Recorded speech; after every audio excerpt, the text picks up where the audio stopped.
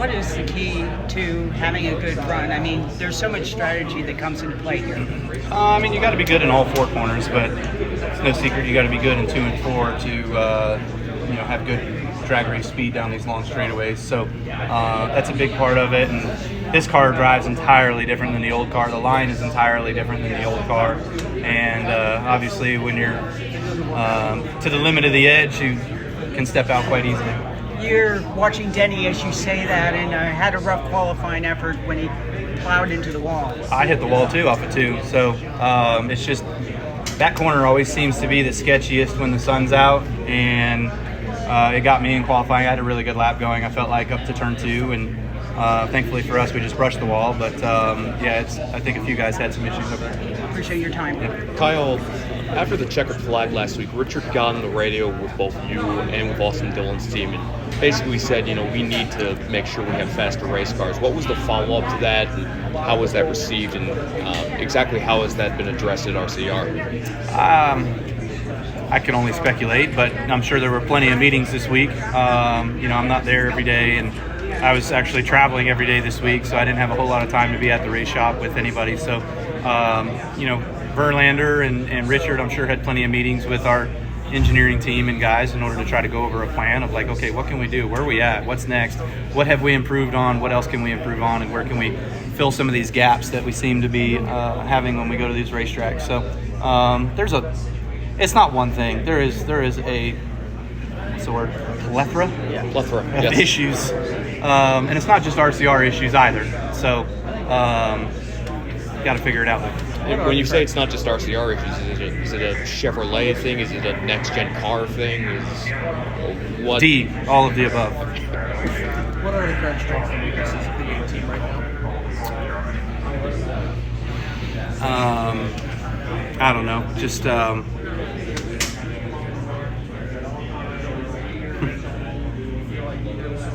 this isn't a positive conversation for me, so I can't really give a great answer. That won't get me in trouble. Kyle, decades ago, Neil Bonnet made a statement that Neil Bonnet. When? Decades ago, Okay. back in the 1980s. Go ahead, sorry. That's okay. He made the comment that a driver reaches his peak between ages 35 and 45 because it takes him that long to learn the craft of racing. Yeah. Now, though, with Brexton coming along as early as drivers start now, the technology they have, the sim and everything, is that peak earlier now? I would say that the peak can be earlier, yes. I would say that my talent peak was probably early, but my mentality peak was not. Being able to handle situations, tough situations, Game 7 moment situations, that sort of stuff. I feel like you've got to go through some really, really good tutelage or some life lessons ahead of time before you can put all of that together as a person. So, I feel like with everything that I've learned and where I've become, a two-time champion, that I can certainly give some good advice to Brexton in helping his attribute become a little bit better and his speed be better, faster, and maturity level to be ready to go when he gets here. Thank you.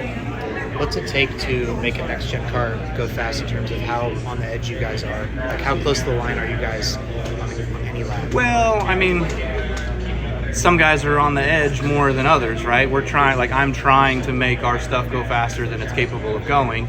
And that what has gotten me to 63 wins in this sport is being able to push the fastest cars, JGR, to that limit and just destroy everybody, right? And so now we're trying to do that with where we're at to get ourselves into the top 10 and get top 10 finishes. So, but if you look at guys like Denny, who just made a mistake, stepped over the line, spun out, that's probably the first time he's crashed a car this year. They just look at the lineup of the Dover race. It was Gibbs cars, Hendrick cars, and then 2311 cars and one Penske car. And then, you look down the line of pit road, it is the Hendrick cars, the Gibbs cars, the 2311 cars, the first Ford group, which is Penske. Those are the guys that are good, and those are who have the most grip each and every week, and the best pit crews every week, and those are the guys that are making the most of what they got. But then we'll even see Bell spin out by himself twice at Dover. We'll see Larson wreck sometimes. So they must be up close to the edge as well in some ways, right? Yeah, I mean, if you're not leading the race driving away, then you're probably driving over 90%, right?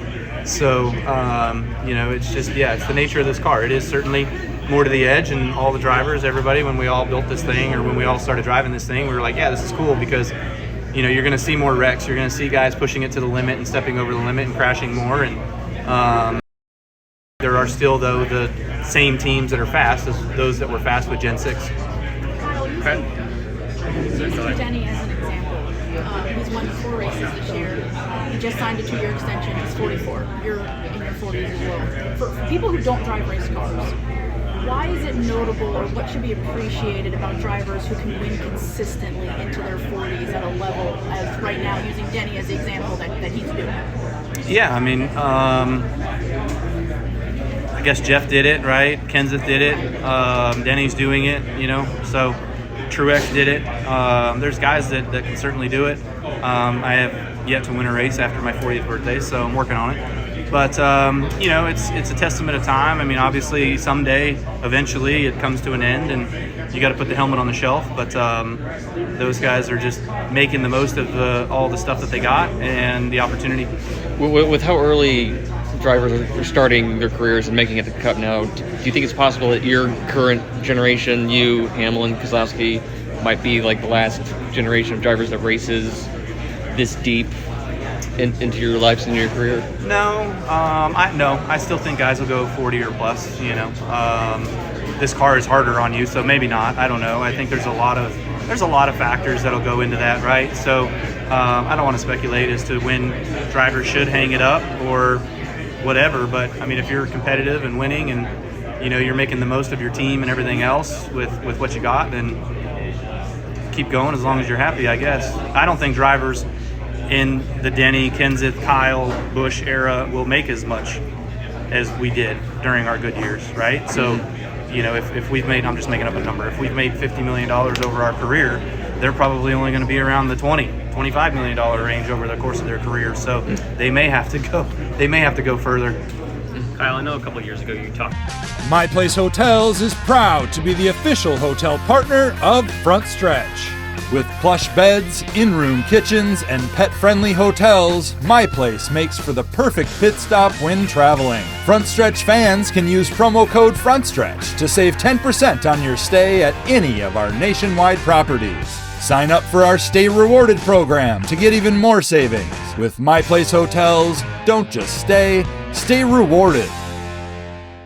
Jared Haas with Frontstretch.com. Come back soon for more great racing videos. And if you like us, make sure to hit that subscribe button.